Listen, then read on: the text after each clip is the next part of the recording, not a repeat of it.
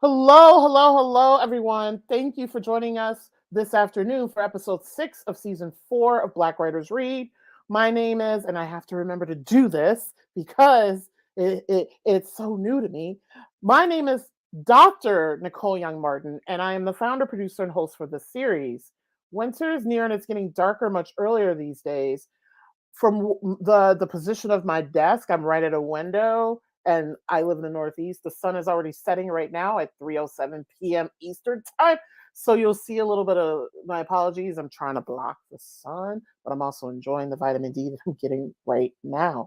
Um, so within like 1 week, we all saw the sunset around 7 p.m. on a Monday, and then the street lights turned on by 4:30 p.m. on a Sunday. It's just so interesting, like how things can shift within a week. And then also with this time change comes the packed holiday season schedule. I hope that many of you are preparing to be with loved ones, whether it's family by birth or by gift, friends, and those you trust.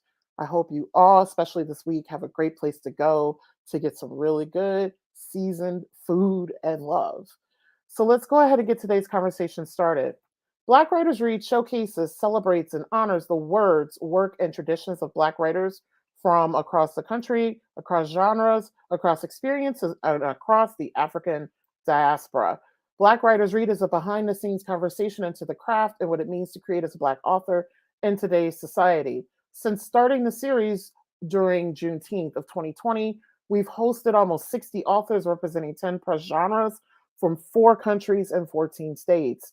Today, we add Louisville, Kentucky to this list. We welcome Minda Honey, who is based in Louisville. Minda Honey's essays on politics and relationships have appeared in the Los Angeles Review of Books, the Washington Post, the Guardian, the Oxford American, Teen Vogue, and Longreads.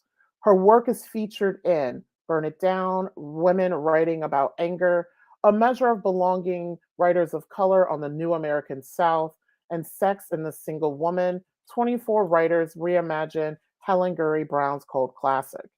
She is the editor of Black Joy at Reckon. The newsletter has nearly 60,000 subscribers. Congratulations. She was the director of the Bachelor of Fine Arts and Creative Writing program at Spalding University, a relationship advice columnist for Leo Weekly in Louisville, Kentucky, and founder of the Capsule Project Taunt, an alt indie publication for Louisville that elevated the voices of the unaccounted during the height of the pandemic and ended in late 2021. Her debut memoir, which we'll be talking about today, The Heartbreak Years, which was published by Little A and released just last month, is a hilarious and intimate portrait of a Black woman finding who she is and who she wants to be one bad date at a time. Oh my God, I know what that feels like. In the car she'd had since high school with the boyfriend she had just as long riding shotgun, Minda Honey made the cross country drive to sunny Southern California. By the end of 2008, Obama would be president. She'd be single and change would be upon us all.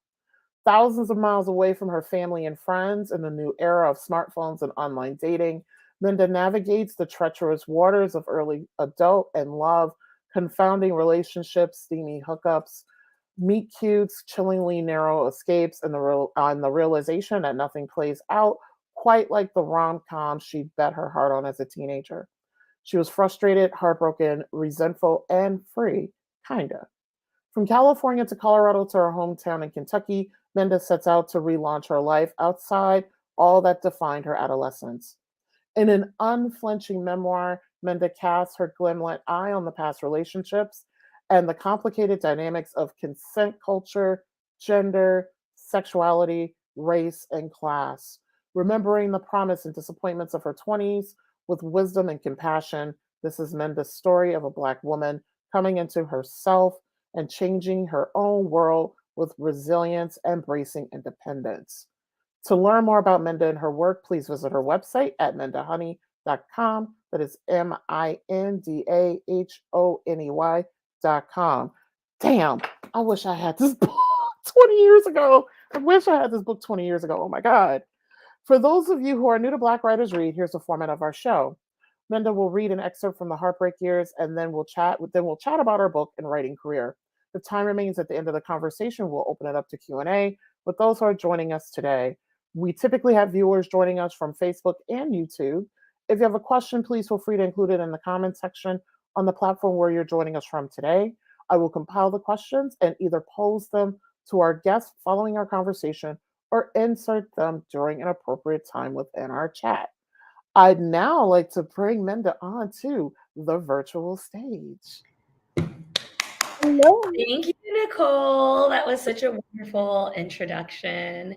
And thanks to everyone who's tuning in live or who watches this recording later. I thank you too. So I'm just going to read a little bit from one of the later chapters in the book. I don't think it needs a ton of preface. It takes place during the pandemic, and I'm in Louisville, Kentucky, my hometown. Okay, have fun. Thank you. The pandemic had stretched into several months of 2020 by the time I began my daily walks to Waterfront Park along the Ohio River in Louisville. The college courses I was teaching had gone fully online. The most I walked each day was from my bedroom to my desk, stationed near my front door, or over to my middle sister's house next door. Everyone in my family has been blessed with ankles that ain't shit. And while I'd been fortunate not to have sprained one of mine in a few years, I became concerned my lack of physical activity was going to give an ankle good cause to give out on me.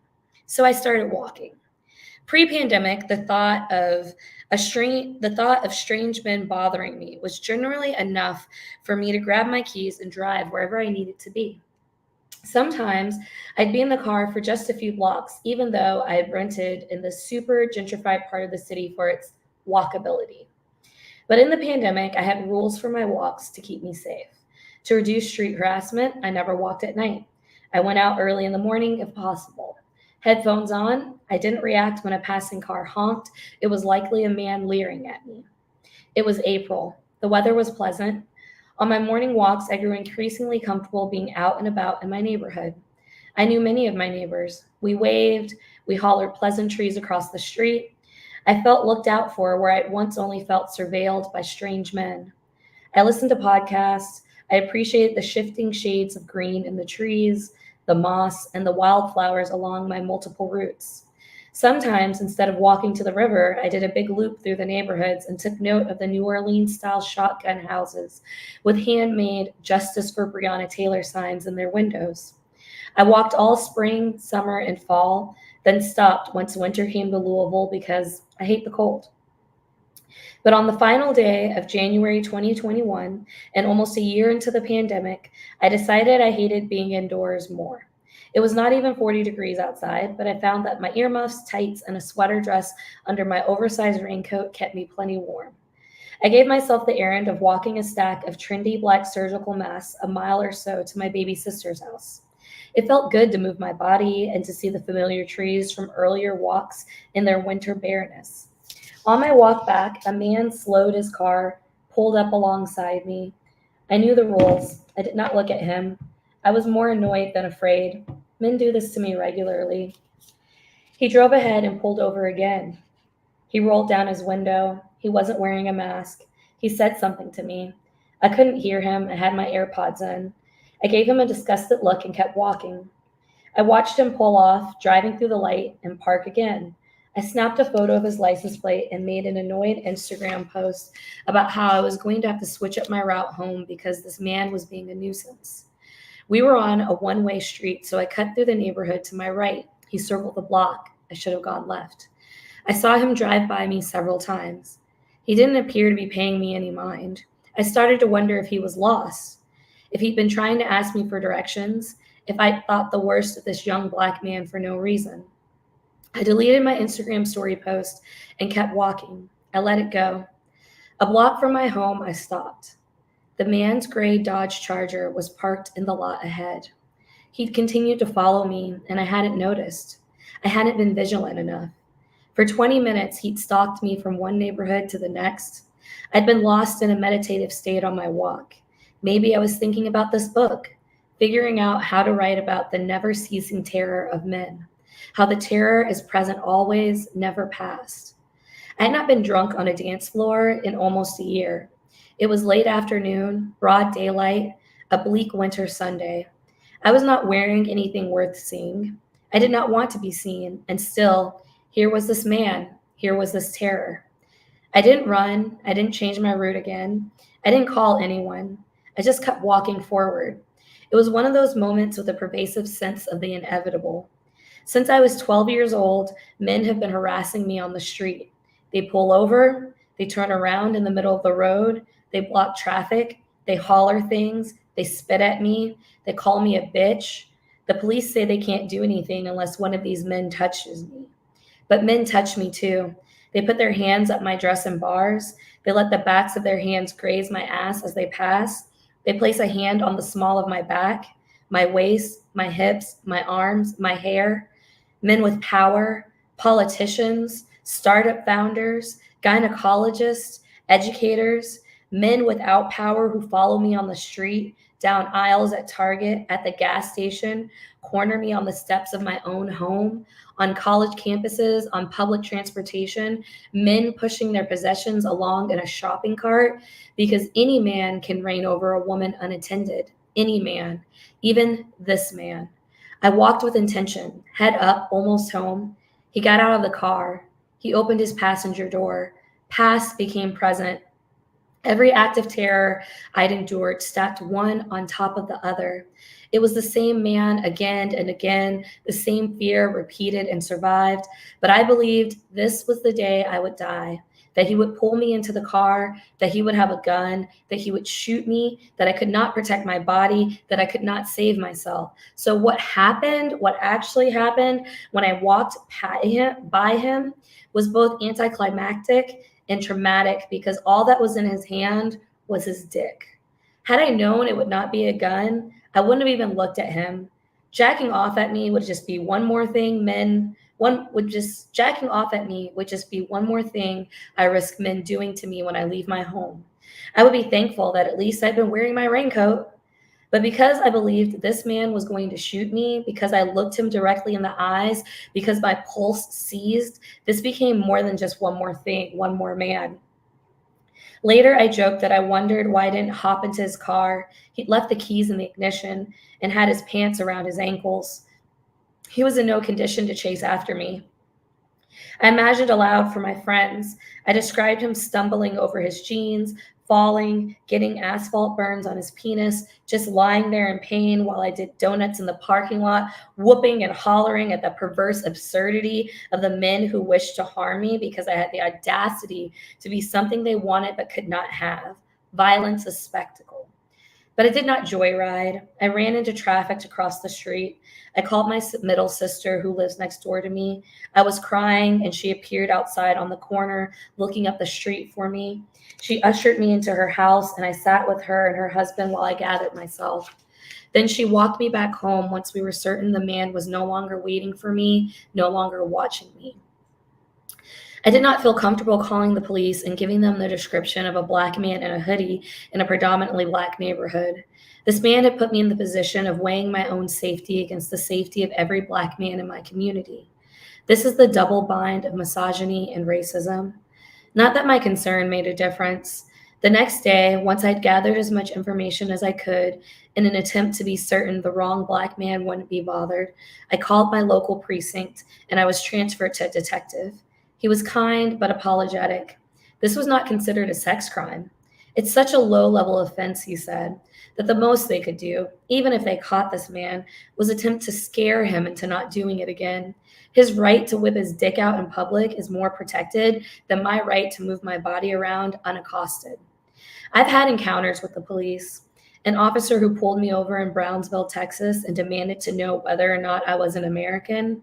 An officer in Orange County who found it hard to believe that I owned the car I was driving.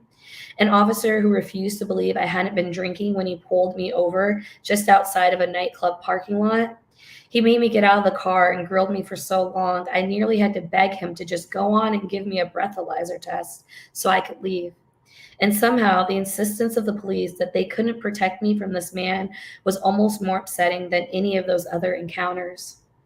When I posted about my experience on Facebook and Instagram, I received dozens of comments, texts, DMs, emails, and phone calls.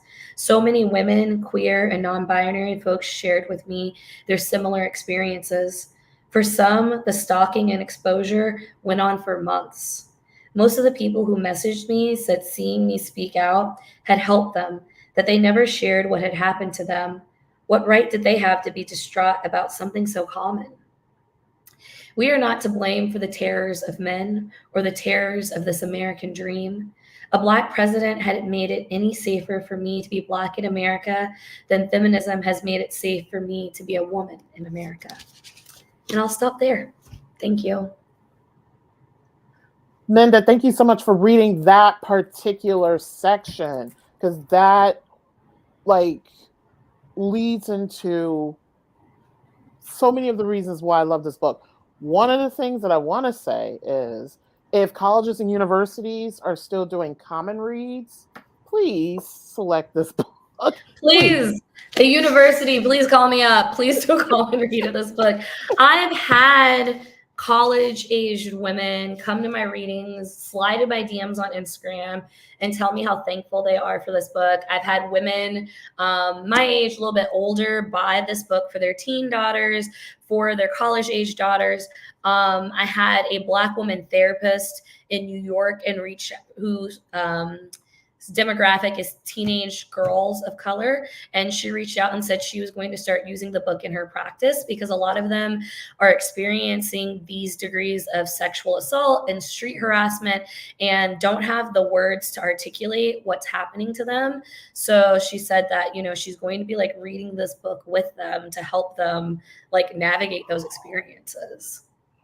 Wow, that's amazing.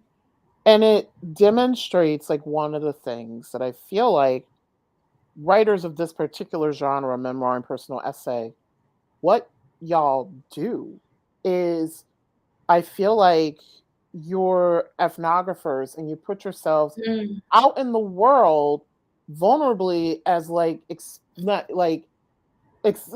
experiments are not is not the right word, but it's to understand what is happening in the world. Y'all put yourselves out there as the experiment. Mm-hmm. And this is like I said, I wish I'm 44 now. I wish I had this book in my mid-20s, because I also feel like I would have navigated not only dating differently, but I would have navigated how I move through the world a lot differently too. Yes. Yeah, absolutely. I mean, I'm 38 now. And so through the process of writing this book and revising this book, it was amazing to me how much wisdom I had amassed over the years.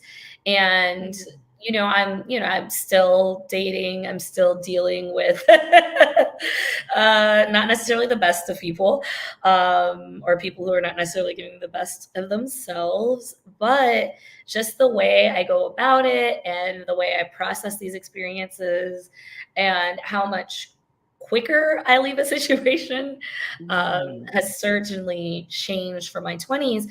But I think the reason why I, and so many other women really struggled in our 20s is because all of the dating advice we were given was just backwards, it was how to make yourself appealing to someone else versus traits you should be looking for in an appropriate partner, or ways in which you should be investing your time, energy, and love into yourself and finding someone who matches the care that you give to yourself.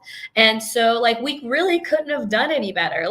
We were getting garbage dating advice. A lot of us are part of the generation of divorced parents, so it wasn't we saw these relationships modeled for us at home. So it's where were we supposed to learn? How were we supposed to know? And now seemingly there's so many books, podcasts, TV shows that are Instagram accounts that are flooding the media with self-care practices and advice and what abuse looks like, how to tell when you're being abusive, and we just didn't have that. It was a different time. And I try to ground us as much as possible in the fact that it was 2008 and like have these different reminders, because it wasn't just the tech that has advanced since then. It wasn't just our politics that have advanced since then. Our emotional intelligence, our collective emotional intelligence has advanced greatly since then. But that doesn't mean that there aren't situations or stories that aren't applicable right now if you're going through it, because we're all still going to be young and still going to be having so many of these experiences for the first time. Yeah, and me, as I shared before our interview, and so going to the formal questions, oh my God, I'm loving this already. Which, by the way, folks who are watching, we already started the conversation before we came on air. We But couldn't I'm help like, ourselves. right. But even now, like I'm married, and I'm like, yo, let me go to chapter 8 and read through this before I like talk to my husband who's in the other room right now. Like I can still like, refer to and use this book right now, but also too, even navigating like friendships. And like there was an article I read of yours recently that talked about how Gen Z needs are waiting to exhale. And I'm like, yeah, because I think I know I was young. I was maybe like middle school when Waiting to Exhale came out. And I'm like, as I was reading the article, I was like, what would today's Waiting to Exhale look like? Yes, I want a millennial waiting to exhale. And that was an excerpt in Memoir Land, which is a newsletter. If you love memoir, you should sign up. Sari Botten, who was my editor at Longreads, runs the newsletter and just rounds up the best memoir of the net each week. And then also does, publishes original essays and book excerpts. So they excerpted the final essay in my memoir, where I talk about it opens with me talking about how I want a millennial waiting to exhale because of the richness of those friendships that the women had for each other while they were like dating these ancient dudes or married to these ancient dudes. And so I was like, yes, like we need an updated waiting to exhale for millennials, because some of our paths we're not represented in the original one. Like I want to see the woman who's been like chronically single. I want to see the woman who's like who got married in her 20s and divorced in her 30s and now has 2 kids and is like relaunching her 2 young kids and is like relaunching her love life. Like what does that look like, So yeah, I think that there's definitely room to tell these updated stories. So Terry McMillan, call me. Yes. And I also too want to see, someone like me, the queer woman who navigated these, weird spaces and then like, found the person that I, always needed by taking a big risk and like all types of things. Like I'm like, Terry McMillan, where you at? Where you at? Because we need.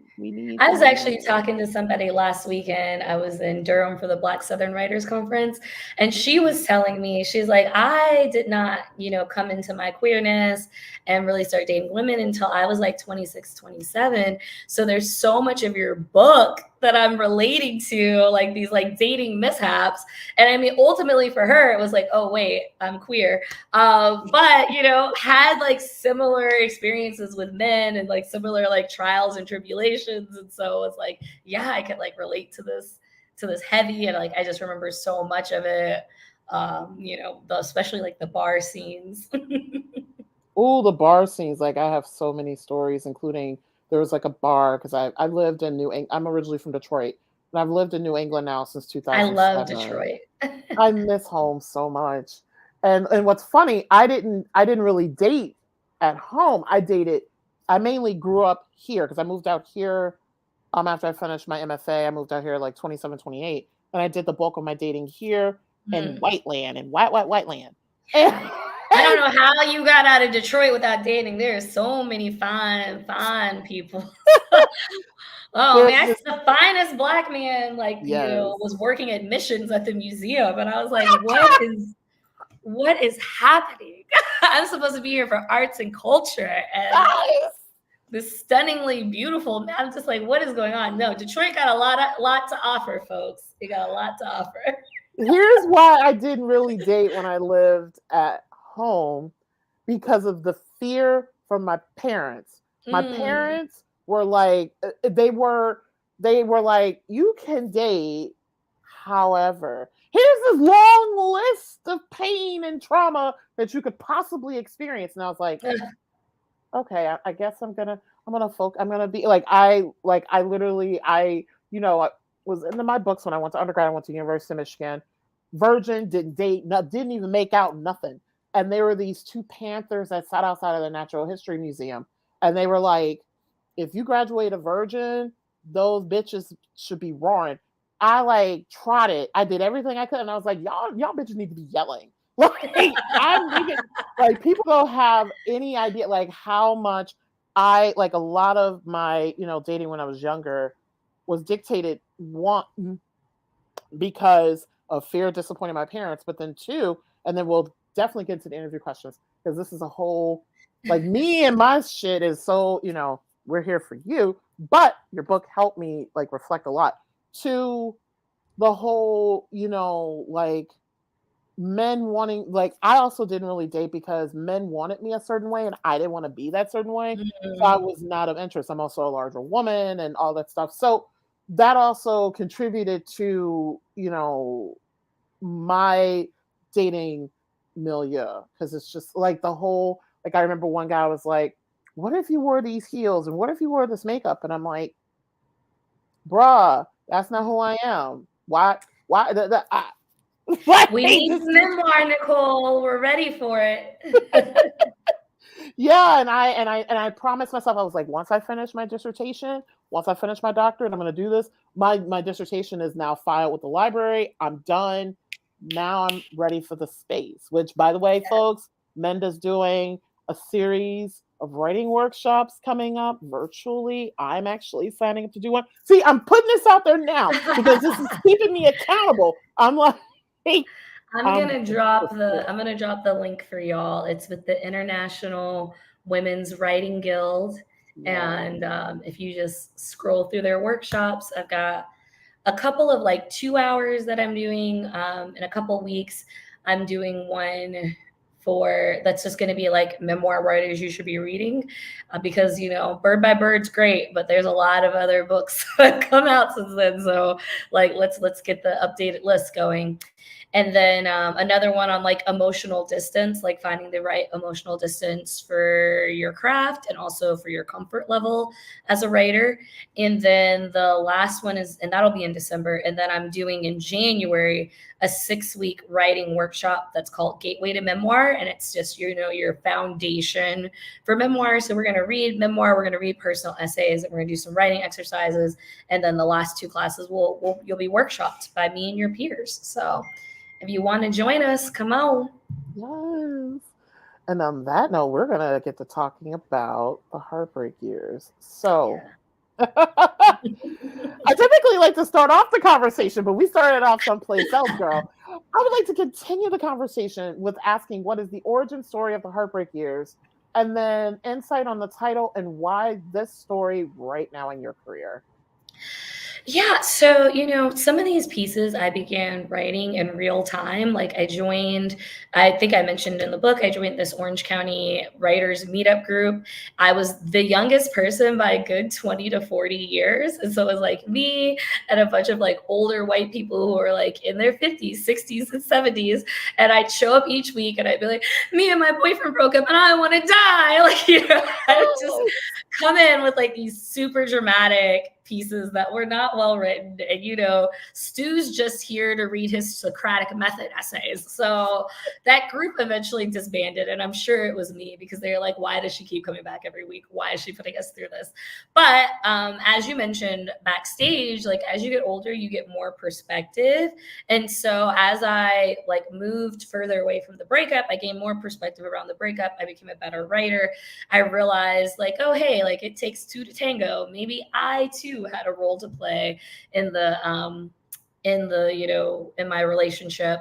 And then, like, you get a little bit older, a little bit further, and it's like, maybe there are no villains, maybe like that's just your 20s. And so originally the book was called An Anthology of Assholes. And such a great title. And like every person I met was like, oh, I would buy that book just based on the title. But then the publisher was like, we are not putting out a book with profanity in the title.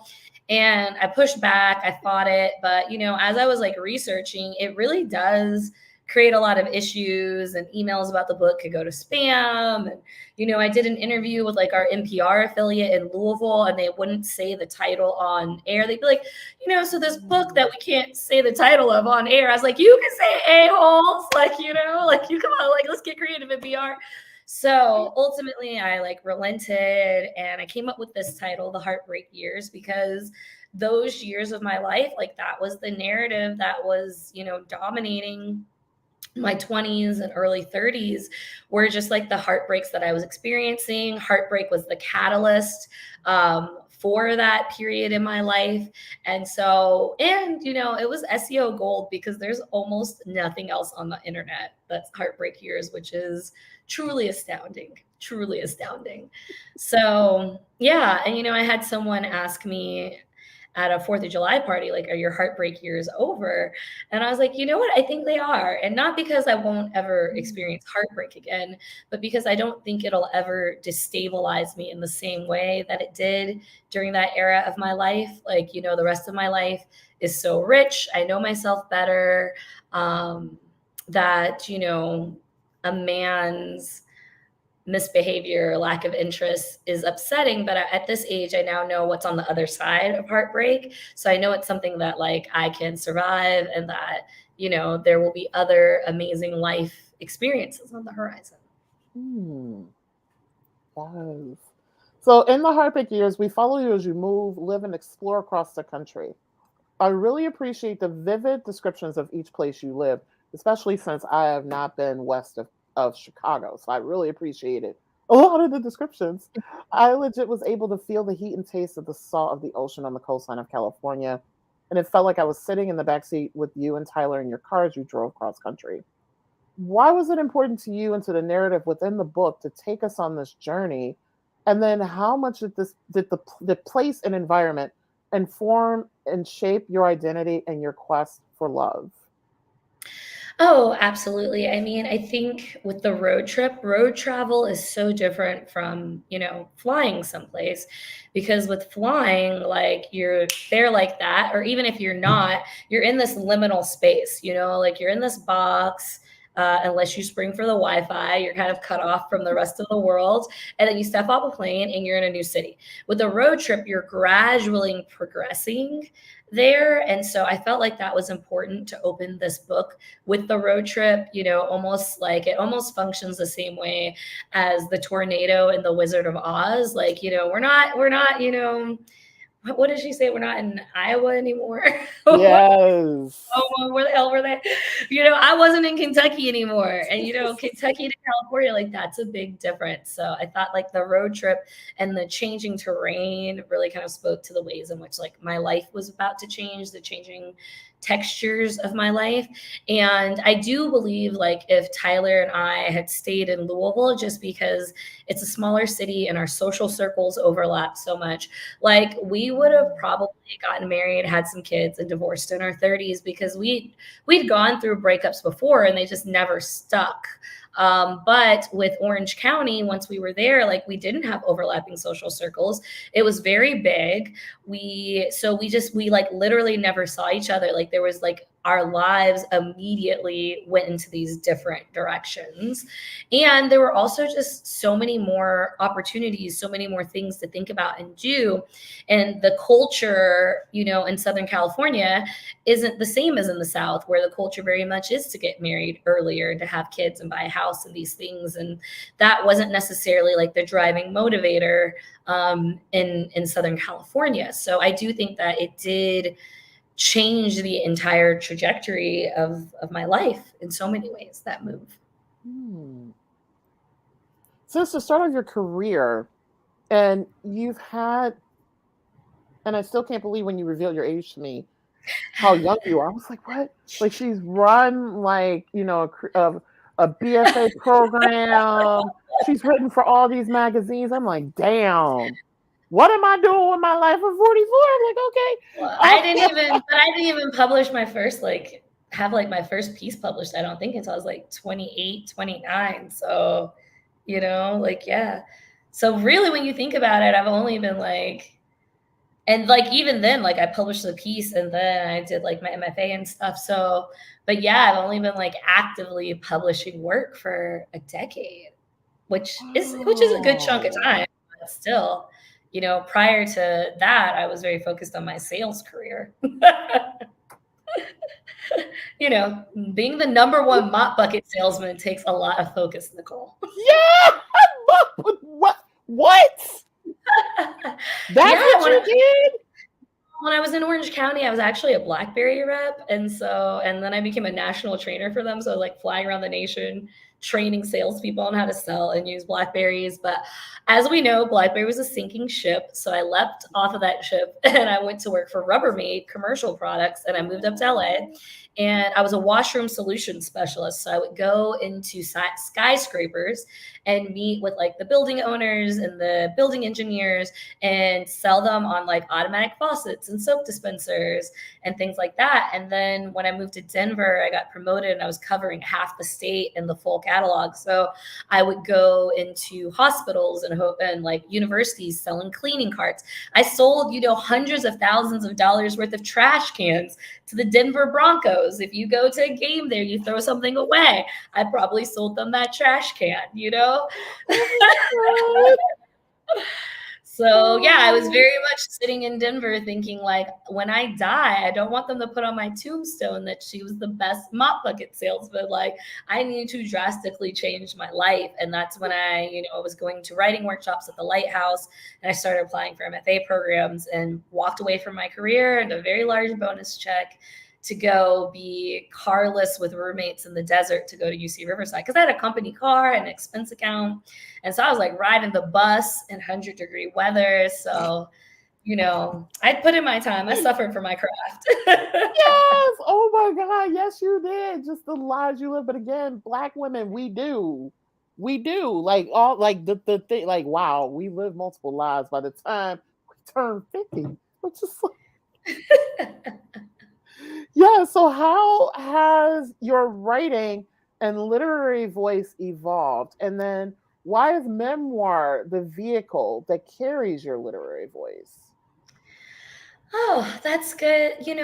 When I was an undergrad, I had a professor that was not very nice, and she really broke my spirit around writing fiction. And somebody else in the workshop was you just write about your life. That's what you want to do, because all of my fiction pieces were just thinly veiled stories from my life.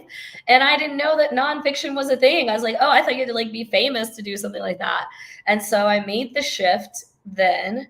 And yeah, I've just been writing memoir and personal essay. And I say these things to say it's never too late to get started or to learn. When I got to my MFA program, the very first day, very first class, the professor had us go around the room, and she was asking us questions, and she was asking me what genre I wrote. I was oh, I write memoir. And she's oh, what's your favorite memoir that you've read? And my mind went blank, and I struggled to name a single memoir I read. And then I realized that I didn't really read memoir. I was in a whole MFA program to write a memoir, and realized that I'd only really been reading novels. And so right then I started. So it wasn't, I think sometimes we think the people who get to the other side, who publish the books, who make it are very no, I was a little in this particular way, I was a little ditzy, where I was oh yeah, I should be reading memoirs, huh? But I think that helped shape my writer's voice, that I was reading mostly fiction. And so if you read the book, it feels very much like a novel. And when I got to my MFA program, everybody was reading writers I'd never heard of, Jonathan Franzen and I don't know, all the Jonathans, all the Michaels. I was I don't know who these people are. I'm not, no knock to them, but I wasn't particularly intrigued by these tales that these white men were telling. And I had been reading, Zora Neale Hurston and Toni Morrison and like Gail Jones, Toni Cade Bart. Like, I was reading these Black women, and that helped shape my voice. So like when most people were writing these very like minimalist, sparse sort of sentences, I want it like thick and heavy and romantic and humid, like words and sentences, like works on the page. And I think over time I learned how to best like optimize my own writing so that it doesn't become confusing or dense or overwhelming, like able to like control that without losing it. If that makes sense. No, it does. Because that story, I'll make this quick. It took me back to, and I'm not going to name the writing workshop, but we read and like deconstructed this poem about an animal I have never heard of. And everyone thought it was brilliant. I was like, what in the fuck is happening? Like, what is happening? And afterwards, I remember, because that's how I didn't have a car. I got on the bus. I needed to do something. Got on the bus, went to Food for Thought Books, which is no longer in Amherst. It was a cooperative, independent-owned bookstore. Amazing, ran by I missed that place. And I walk into the store, and people knew me. They were like, "Hey, Nicole, what's up?" I was like, "I need 15 minutes. I need 15 minutes.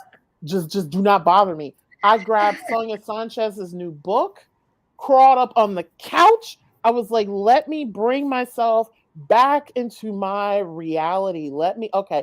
And I was like, I feel better. And even when I teach now, like I teach writing, and I teach for programs with adult learners, mainly folks of color. And I fought, but I told them, I was like, unless I absolutely have to, I'm only teaching people of color, predominantly women of color, because one, we're not really exposed to these writers, but two, we need to see ourselves in the work. But then three, like with Zora Neale Hurston, when I teach Her Eyes Were Watching God, I'm teaching it in the spring, the students are like, I can use the vernacular that I'm familiar with and still be published? Like, yes. You sure can.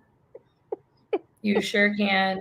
Your Black male peers of the era might have something to say about it, but you most certainly can. Yeah, and thank you for also mentioning like who else you've read and who influences your work. And so I think that speaks to the photo that you sent us to use for the publicity for this podcast. I was like, oh, I get it. These are the books that help get. I was like, that's cute. Yeah, I did the Stacks podcast, and they had me send over some photos, and they didn't use that one, but I was like, this one's super cute, so I'm gonna use it. But yeah, I just pulled like a stack of books that I've either read previously and really loved, or read recently and felt very inspired by. But yeah, I mean, at the end of the day, you really just have to fill yourself up on the type of art that, like, nourishes you, and not necessarily feel pressured to read what's trendy or what academia tells you have to read.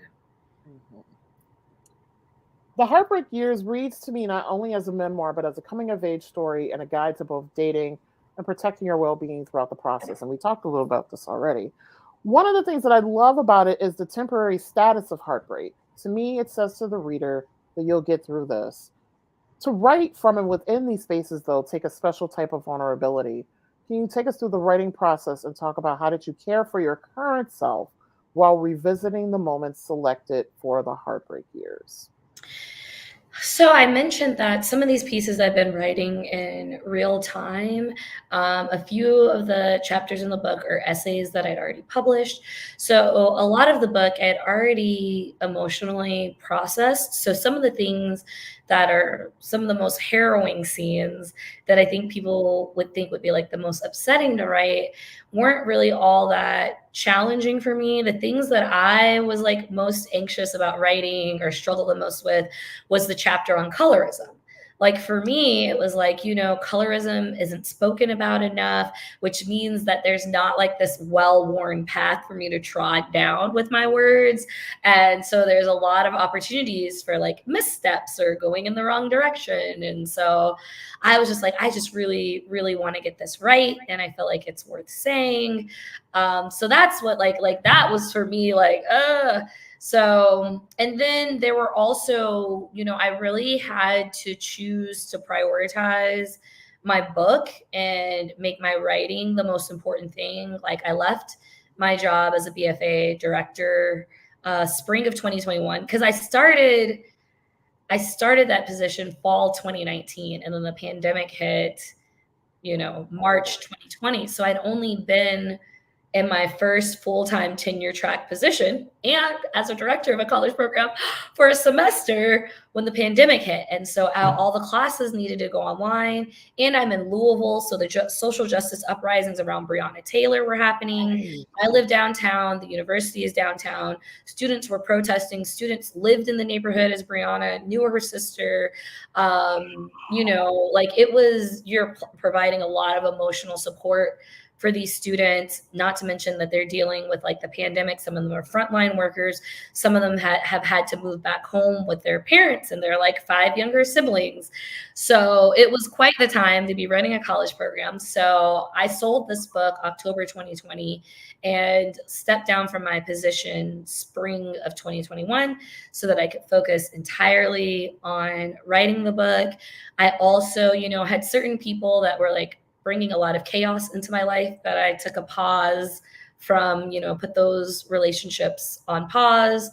I went to Isla Mujeres. I have an older friend who happens to own a home there. So I went and stayed with her on this beautiful island in Mexico for 2 weeks and was just, refreshed. So yeah, those were kind of all the ways that I was able, and I feel very fortunate that I was able to like take advantage of those opportunities, or had the foresight to implement stronger boundaries in my life in order, because, a memoir is such an emotional undertaking that it's very challenging to try to be doing that and then dealing with like anything else. So I try to minimize any sort of emotional chaos that was within my power to do so as I was like finishing the book.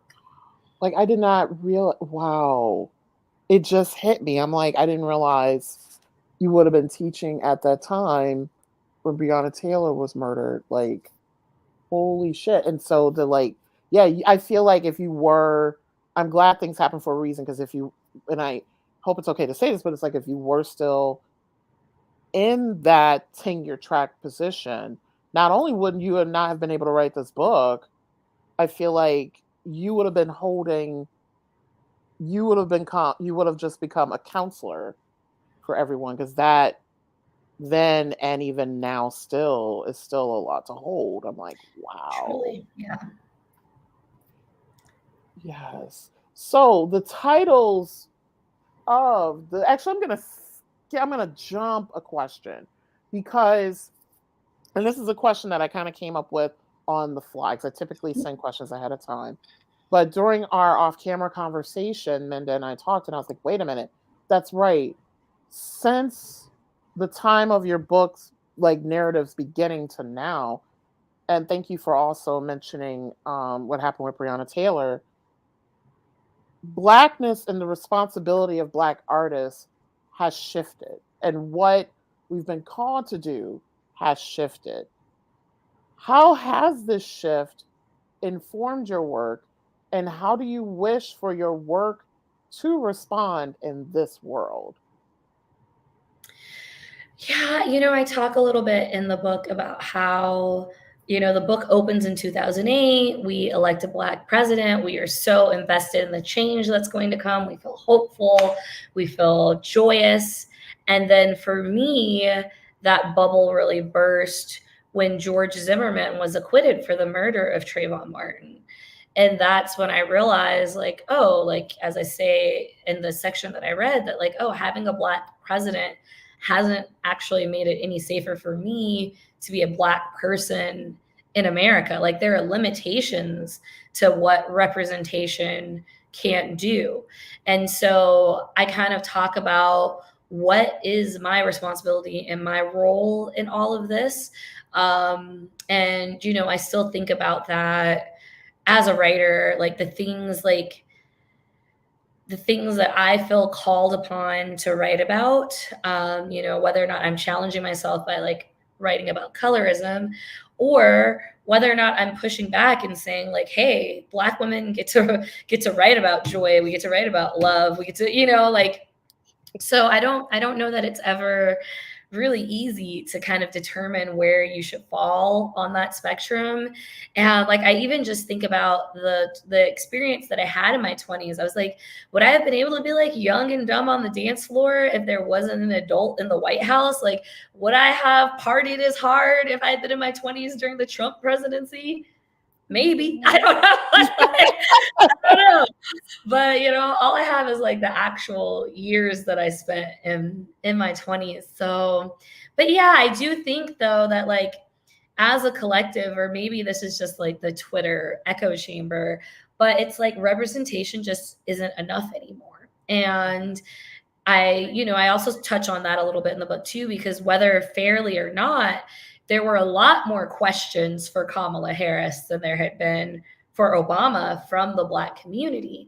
And we even see that now in the response to Palestine, even the statement that Obama put out, like Gen Z is not with it. So there has been this shift. There has been this push for more. And I don't know necessarily that this is like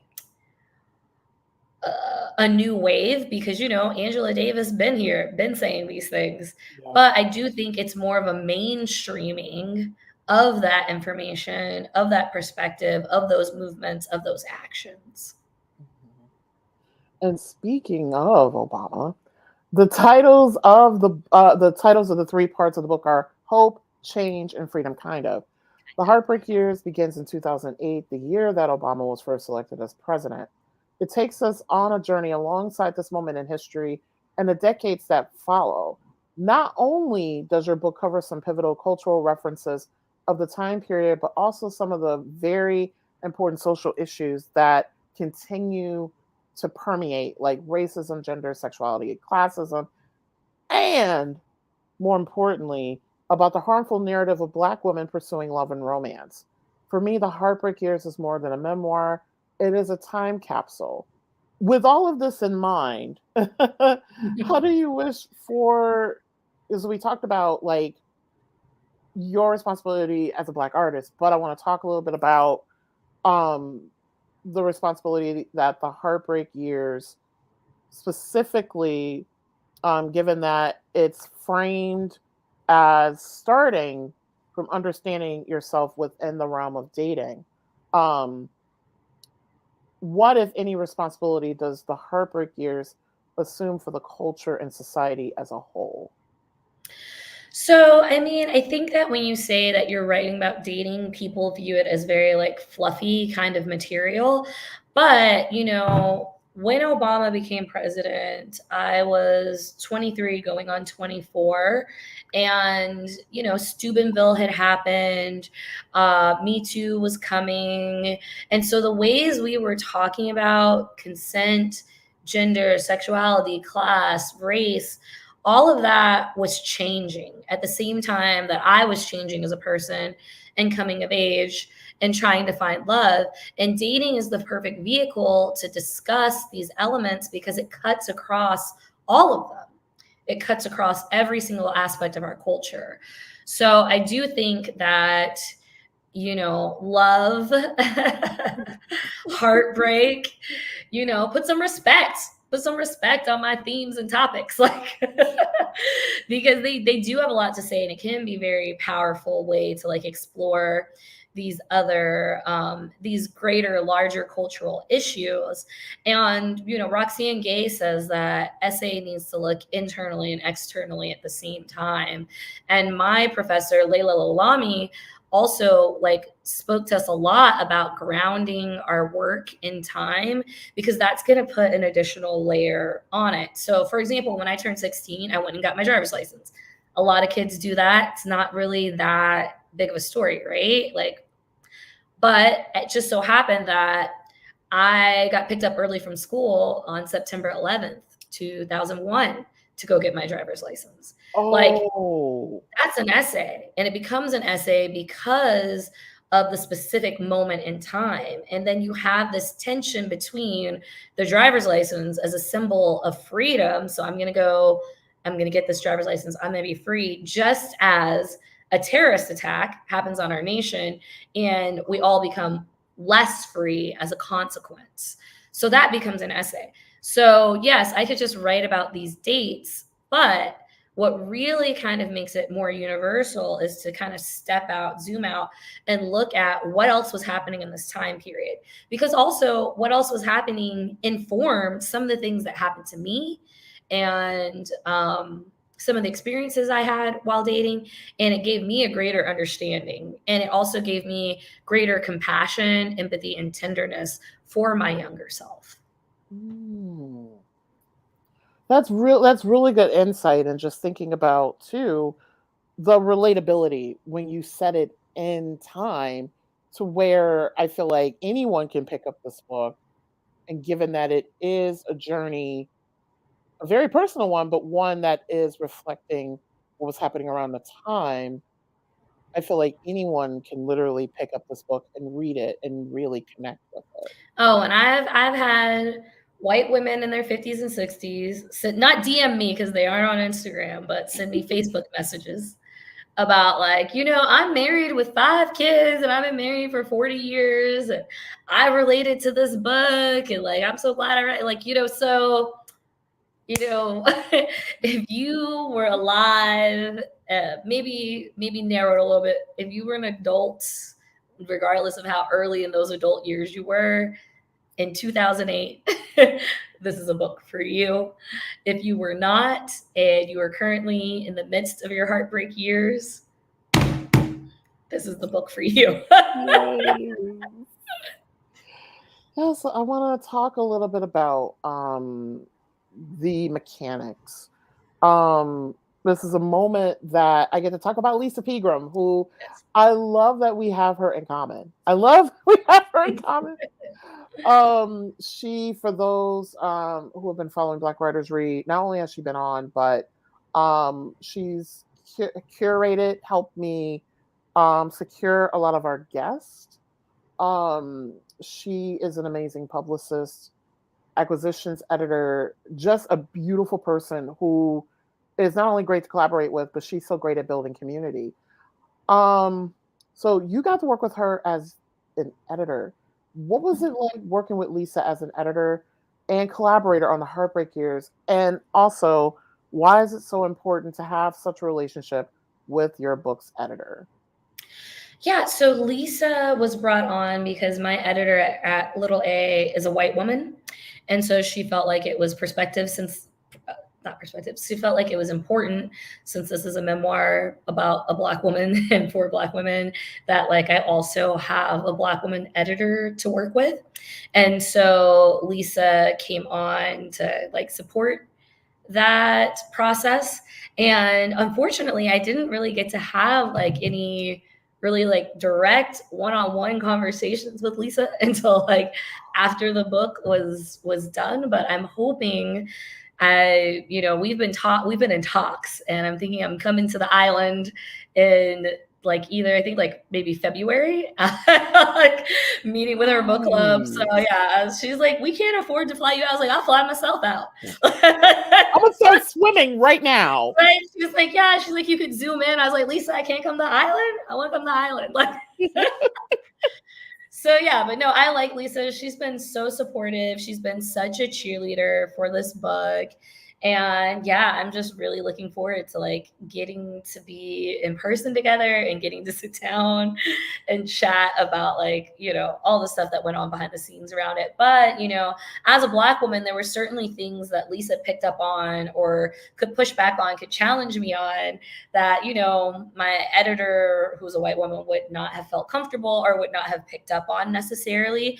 So, Lisa was super helpful when it came to the colorism chapter, because she was like, either you can either you can be judged for what you say or you can be judged for what you didn't say. So, like that's kind of the choice here. But, like I say in that chapter, it's like it would be just disingenuous of me to pretend like all Black women have the same experiences when it comes to dating. Like that's not true. It's more comfortable for me to act like it's like universal in that way, but it's not. I am lighter skinned, I am multiracial, and that means that like society sees and treats me differently, and that certainly has shaped my dating life and has shaped it in a way that's different than from some of my other friends.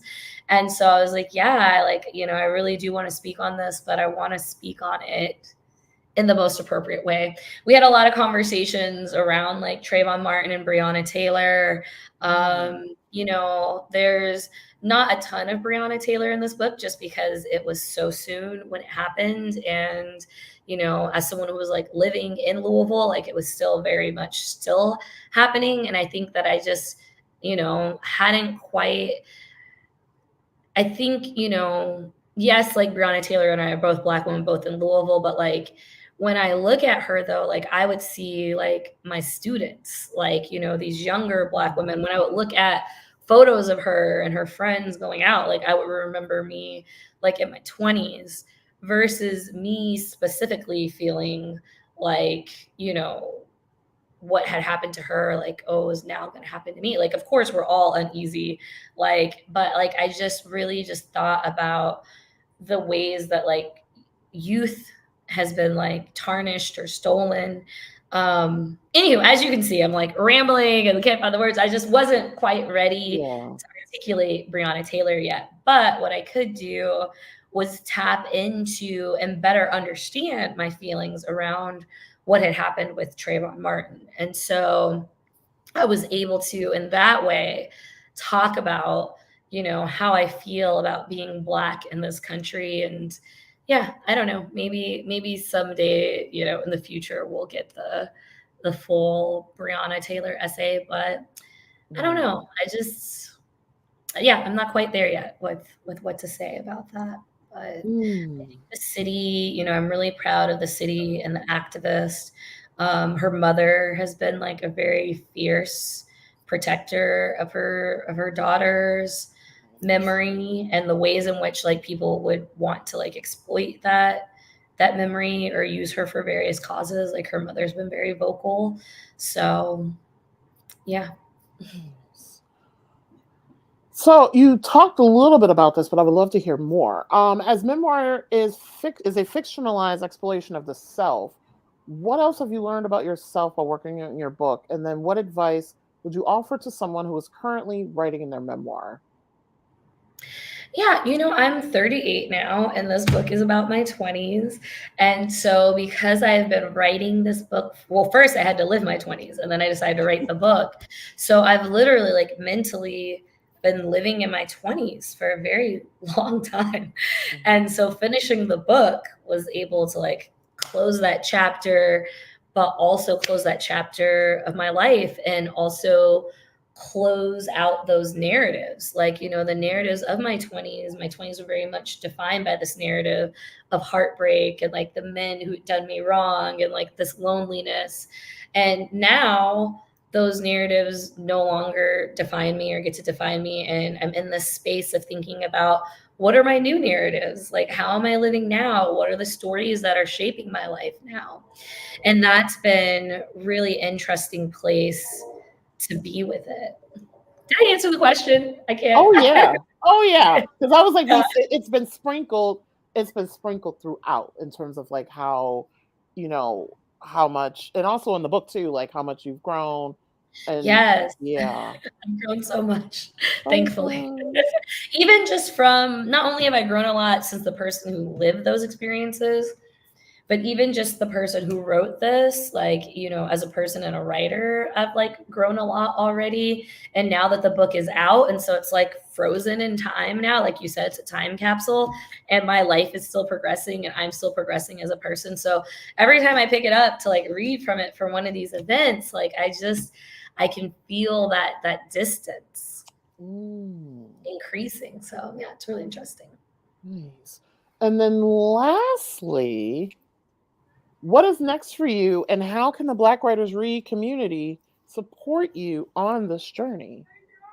Well, we already talked about the writing workshops that I have coming up. So please feel free to come take a writing workshop with me. If you follow me on my Instagram at Minda Honey or you visit my website, I've been trying to keep it updated with all of the writing workshops I have coming up because I've got these with International Women's Writers Guild as well as Hugo House, Porch, Tennessee. And I have a year-long memoir writing workshop that I'll be announcing soon with the Inlandia Institute. So I'm super excited about that. It's only gonna be like 10 people. So we're gonna have like a cohort of 10 that like I'll work with them on their memoirs throughout the whole year. So yeah, so I've got some really exciting things coming up for that.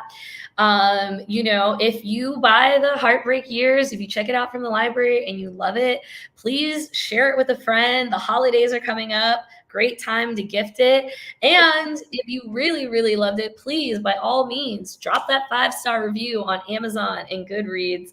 I had like just this really weird situation with a lot of the early reviewers being somehow surprised and upset that a book called The Heartbreak Years about dating in your 20s involved so much sex and drinking. So I was like, I don't know. I feel like we said it pretty plainly. One reviewer was like, Minda was not having a very good time. It's like, bro, the book's called The Heartbreak Years. We didn't mislead you.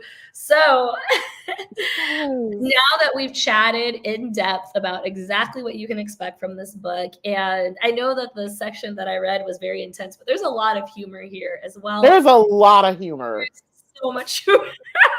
I get myself into some ridiculous situations. Like even to this day, like I was telling my sister about this really bizarre pedicure I had when I was in LA on book tour, to the point like tears were streaming down her face and she's just like, why didn't you leave? I was like, I don't know, I never leave. I have to stay. I have to see the absurdity through to the end. So you all get the benefit of that from my dating life in this book. But yes, if you love it, please by all means leave a Goodreads review, leave a 5-star Amazon review, and help me balance that out. Yes. Thank you. Speaking of that, on your website, you talk about purchasing the book from a particular bookstore. Can you talk a little bit about Yes, that? so Foxing Books is in Louisville, Kentucky. They're a newer independent bookstore, and they have a book mobile. If you follow me on Instagram, you probably saw at my book launch party in Louisville. They had the Heartbreak Years was the only book on the book mobile, and it looked lovely. But they've just opened their brick and mortar. It's going to open Black Friday weekend. So if you're in town, go. If not, if you order my book from them, they do have signed copies. You can also, I think if you like shoot them an email just to confirm that you're going to get a signed copy, like if I need to sign more for them, I will absolutely do that. But I signed a whole stack last week, so should be good. Nice. Yeah, and this is as we're wrapping up, because I was like, I'm gonna announce this soon, but more details will be coming for folks. So Black Writers Read is a platform. It's a platform. It's a podcast. It's all these things, but mainly it is to ensure that the literary canon does not forget about us. And so one of the things that yes, and so one of the things I've been working on includes getting some of our writers in the classroom. One of our previous guests, I think I can announce it now. Karika Fields. I'm actually teaching her book next semester for the bar at Micro College. I'm really excited. But soon I'm going to be launching a fundraising campaign to help me purchase books to then build shelves at colleges and universities that feature our writers. I've been in conversation with I'm not going to say who, but with a community college here. I'm based in Connecticut about building a shelf with authors who have been on Black Writers Read. And I so, love that. I love that so much. When I was, the BFA director, I also taught African American literature. And I literally had a student cry in class when we read Jasmine Ward's Sing Unburied Sing, because she said that was the first time she'd saw people like her and her family and her friends and her community in a book. You know, I taught Samantha Irby's essay about her mother passing away. And I had a young Black man, when I was a grad student at UC Riverside, a young Black man in class in tears, and he was so embarrassed, but it was like, he's like, I know what this is like, you know. So it's just invaluable to be exposing readers of color, not only to like our literary greats, but also to these contemporary Black writers that are writing right now, for them to like engage with and experience expansiveness through. Yeah, and thank you for that, because I'm glad that we have, like the libraries with a lot of our, like the foremothers and fathers and forefolks and like the ancestors. But then you go to the library, that was one of the things I noticed. You rarely see any of the contemporary writers. You see them in bookstores. And I know a lot of my students, they wouldn't just walk, for a lot of reasons, they wouldn't just walk into a Barnes and Noble. Um, a lot of, we don't like the independent bookstores that are here that are not close to them, so they wouldn't have access to the contemporary writers. And then also too, in academia, we're still which is important, we're still teaching like the Toni Morrisons and all of those, but like Elizabeth Acevedo and you and all of the authors that I've had on, I'm like, I was like, okay. So I start at, like, every time I host someone on Black Writers Read, I buy multiple copies of the book, because I'm like, I'm going to slowly start building bookshelves. But I was like, wait a minute, hold up. Because also too, at Black Writers Read, it's funded out of my pocket. Sure. And I'm like, and I work 3 jobs. I need to stop working the 3 jobs. So I'm like, let me figure out how to, call the community in to kind of help with this project. So a fundraiser will be launched soon to help get these Yeah, shelves and keep created. your eyes out on grants and fellowships, because this is like the sort of project these institutions love. So Oh, that's good to know. But Minda, thank you so much for spending your Saturday afternoon with us. It was such a joy to finally get to chat with you, because like I followed you for some time, and I remember when Lisa reached out to me and she was like, "Do you want Minda on?" Yes, like you didn't even get like the full sentence out. I was like, "Yes, please make it happen, make it happen." no, thank you to Lisa. I'm so glad that she made this happen. This has been a beautiful conversation. Y'all, when Nicole emailed over her questions, I was like, oh, she done her research. Like, she's reading. So no surprise, it's Dr. Nicole Young Martin. Yeah, I do so much research, because I'm like, I not only like, because I was like, okay, Black Writers Read, what is our thing? Not only about the craft, but it's just like, I want to make sure that this is truly a space for my guests to be like, yo, we're gonna really, really talk about your work, because it deserves the gardens of flowers that exist because of everything that you've poured into your work. No, it shows your love, your care for your support of Black writers. It shows and it is felt. So thank you, Nicole. Yes, thank you so much. Oh my gosh. Oh. It's one of those, but and people know me, like I am really speechless. Like even today before this, my husband and I went um furniture shopping, and I'm sitting in the car quiet, because I'm an extrovert, he's an introvert. I'm sitting in the car trying not to talk, because I always can't have silence. And I'm just and I'm like, blah, blah, blah, 5 minutes later, blah, blah, blah, blah, blah, blah, blah, blah, blah, blah, blah, blah, blah, blah. And now it's like I just sat in a moment of silence. I'm like, wow, thank you. No, thank you. Yes. So have a great afternoon. I'm gonna go ahead and You wrap too. up. Thank Bye. you. So thank you all so much for joining us for episode 6 of season 4 of Black Writers Read. Be sure to check out our website at blackwritersread.com for past episodes and information on upcoming guests and events.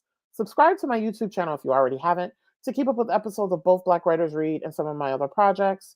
Be sure to subscribe to the audio podcast, which is available on Apple Podcasts, iHeartRadio, Spotify, and Google Podcasts, as we post the audio from each episode about a week or two after the live stream. So thanks to all of our viewers for spending your afternoon with us, and more importantly, for ensuring that Black authors continue to matter. See you soon.